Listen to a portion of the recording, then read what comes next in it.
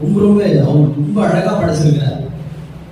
தொடக்கத்துல 1ஆம் அதிகாரம் 2வது வசனத்துல ஆதியாகமம் என்ன சொல்லுது? பூமியானது ஒழுங்கின்மையும் பெருமையுமா இருந்துச்சு, ஒண்ணுமே இல்லாம இருந்துச்சு, ஒழுங்கு இல்லாம இருந்துச்சு, ஒரு டிஸார்டர், ஒரு எம்ப்டினஸ் காணப்பட்டுச்சு. அதை கடவுள் ஒழுங்குபடுத்தி மலைகள் எல்லாம் ஒரு இடத்துல இருங்க, நீர்கள் எல்லாம் ஒரு இடத்துல இருங்க, ஊர்வன எல்லாம் ஒரு இடத்துல இருங்க, இல்ல குளங்கள் எல்லாம் ஒரு இடத்துல இருங்க, தாவரங்கள் பரப்பனை என்று சொல்லி அழகாக வணைந்து பிரித்து கடவுள் ஆங்காங்கே வச்சிருக்கிறார் இல்லையா?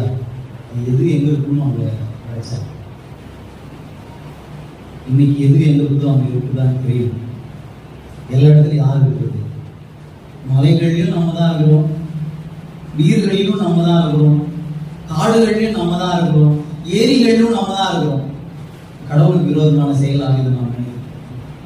ஒரே பிரிக்கணும், இந்த ஒழுங்கின்மையா பிரிக்கணும். இந்த